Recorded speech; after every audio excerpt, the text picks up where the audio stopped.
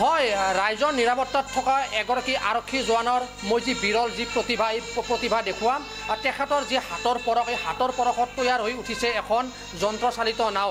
আৰু সেই আৰক্ষী জোৱানজন হৈছে বাক্সা জিলা চৰাইমাৰীস্থিত যি 24 আয়াৰ বেটেলিয়ন কেম্প আছে কেম্পত কৰ্মৰত এগৰাকী আৰক্ষী জোৱান আৰু তেখেতে যি শিক্ষা জীৱন আছিলে শিক্ষা জীৱনৰ পৰাই তেখেতৰ হেঁপাহ আছিলে এনেধৰণৰ যি যন্ত্ৰচালিত নাওই হওক বা বিভিন্ন যি ধৰণৰ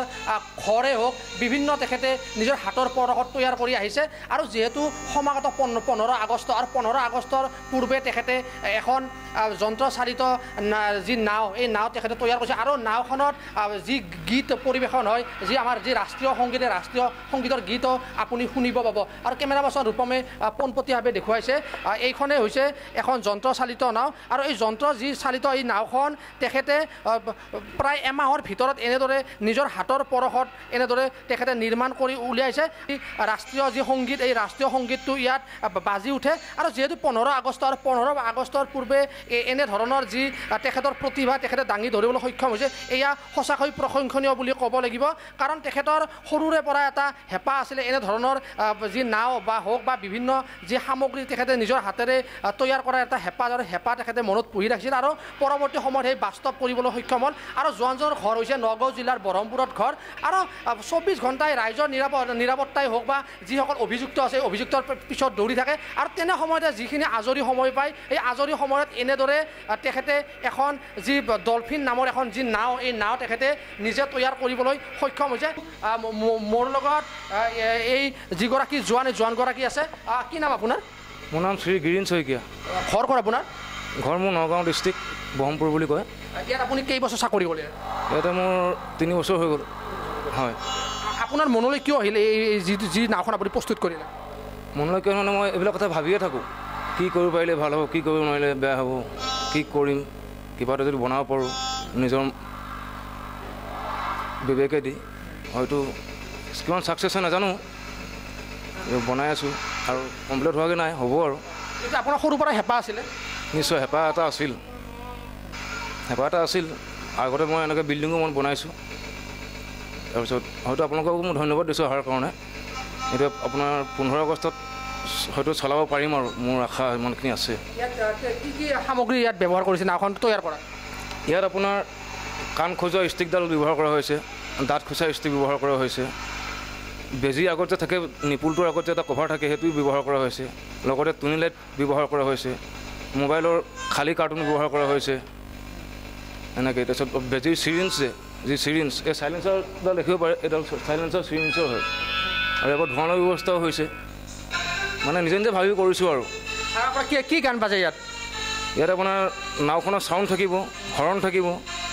যিহেতু 15 নিশ্চিতভাৱে মই ৰাষ্ট্ৰীয় যি সংগীতৰ মই মিউজিকটো শুনাব খুজিছোঁ প্ৰাঞ্জল দৰ্শকসকলক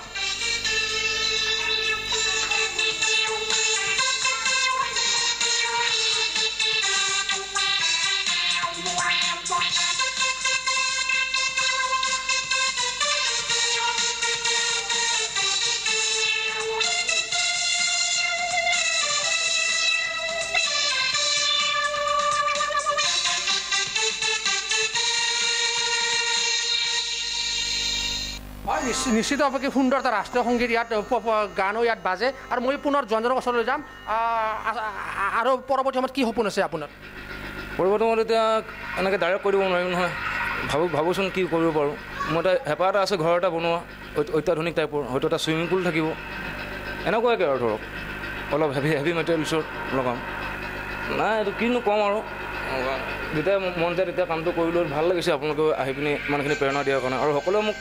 প্ৰেৰণা দিয়ে উৎসাহ দিয়ে মোৰ এজন গুৰুজী আছে তেখেতেও বহুত উৎসাহ দিছে আমাৰ একেলগত থাকে ছাৰসকলেও উৎসাহ দিয়ে আমাৰ দাদা গুৰুজীসকলেও খুব উৎসাহ দিয়ে আৰু এনেকৈ উৎসাহ পোৱাৰ কাৰণে মই ইমানখিনি কৰিবলৈ সক্ষম হৈছোঁ এতিয়া লাষ্ট টাইম বা কি হয় এইটো আৰু নাজানো হয়তো ছাকচেছ হ'ব লাগে মোৰ মতেদি কিমান খৰচ গ'ল আৰু কিমান বাকী আছে এতিয়া আপোনাৰ 8,000 টকা গৈছে আৰু 1200 টকা বাকী আছে আৰু মানে আপোনাৰ ইয়াত ৰেলিং থাকিব মানুহ থাকিব তাৰপিছত এতিয়া বৰ্তমানে চেঞ্চৰখন বেয়া হৈ আছে এইটো কাৰণে মানে অলপ প্ৰব্লেম হৈছে আৰু ইয়াৰ পৰা আপোনাৰ পানী ওলাব পাছফালে পানী মাৰি যাব তলৰ পৰা পানীটো টানি পাছফালে মাৰি যাব মানে হয় নিশ্চিতভাৱে এগৰাকী যি জোৱান এই জোৱানজনে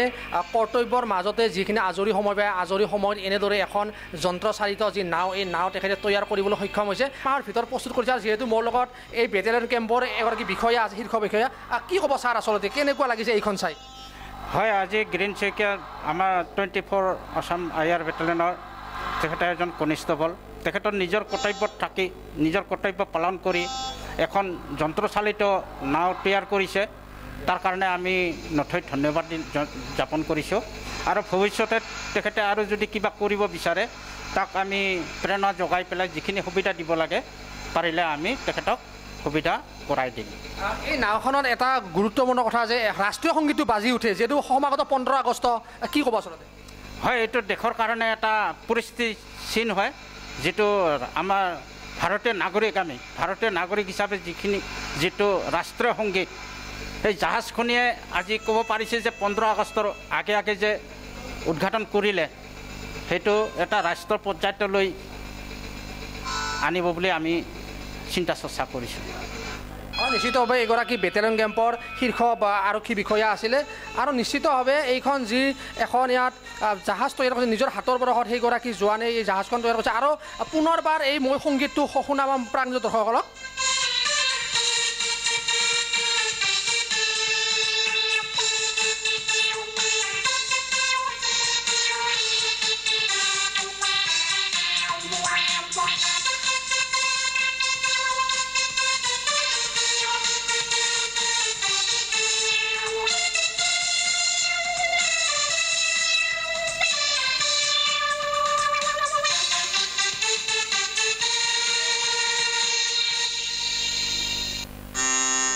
হয় নিশ্চিতভাৱে ক'ব লাগিব আৰু মোৰ লগত আন এগৰাকী আৰক্ষী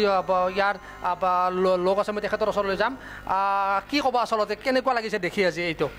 ভাল লাগিছে আমাৰ মানে বহুত জিনিয়ৰ ল'ৰা তথাপি মানে এইখিনি কষ্ট কৰি যে উলিয়ালে তাৰপিছত যাই পেলাই মোৰ বহুত ভাল লাগিল ইমানে সদায় সিদিনা কৈ আছিল যে 15 আগষ্টত এইটো উদ্বোধন কৰিম মই ঠিক আছে ছাৰৰ লগত আলোচনা কৰি লৈ এইটো মানে উদ্বোধন কৰাটো ভাল হ'ব আৰু যিহেতু ইয়াত ৰাষ্ট্ৰীয় সংগীতো আছে আৰু 15 আগষ্ট আহি আছে সেইকাৰণে মানে এইটো আজিয়ে দেখালে সেইটো মানে আমি বহুত ভাল পালোঁ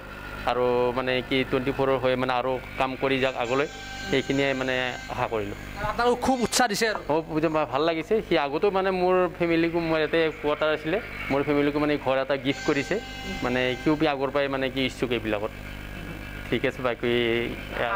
আপোনালোকৰ ছাপোৰ্ট হয় ছাপোৰ্ট দিছোঁ মানে যিমানখিনি পৰা যায় যি লাগে ছাৰক কওঁ যে ছাৰ এনেকুৱা তেনেকুৱা সি এটা মানে 15 আগষ্ট এনে উদ্বোধন কৰে ছাৰে কৈছে ঠিক আছে সি বনাই লওক বাকী আগতো কৰি যাওক আৰু আগলৈও কৰি যাওক এইখিনিয়ে কামনা কৰিলোঁ হয় নিশ্চিতভাৱে ক'ব লাগিব কাৰণ যিগৰাকী বাক্সা জিলাৰ চৰামস্থিত যি 24 আয়াৰ বেটেলিয়নৰ যি কাৰ্যালয় আছে মুখ্য কাৰ্যালয় এই মুখ্য কাৰ্যালয়ত কৰ্মৰত যি গিৰীণ শইকীয়া নামৰ জোৱানজনে তেখেতৰ যি হাতৰ পৰশত এমাহৰ ভিতৰতে এনেধৰণৰ যন্ত্ৰচালিত এখন নাও তেখেতে তৈয়াৰ কৰিবলৈ সক্ষম হৈছে তাৰফলত এটা যি ৰাষ্ট্ৰীয় যি সংগীতৰ যি গান এই গানটো বাজি উঠে আৰু বাজি উঠিলে সঁচাকৈ মনটো ভাল লাগি যায় আৰু তেখেতৰ শিক্ষা জীৱনৰ পৰাই এনেধৰণৰ যি প্ৰতিভা এই প্ৰতিভা দেখুৱাবলৈ তেখেতৰ হেঁপাহ আছিলে আৰু আজি তেখেতে এই নাওখন প্ৰস্তুত কৰি সেই যি হেঁপাহ এই হেঁপাহ বাস্তৱত পৰিণত কৰিবলৈ সক্ষম হৈছে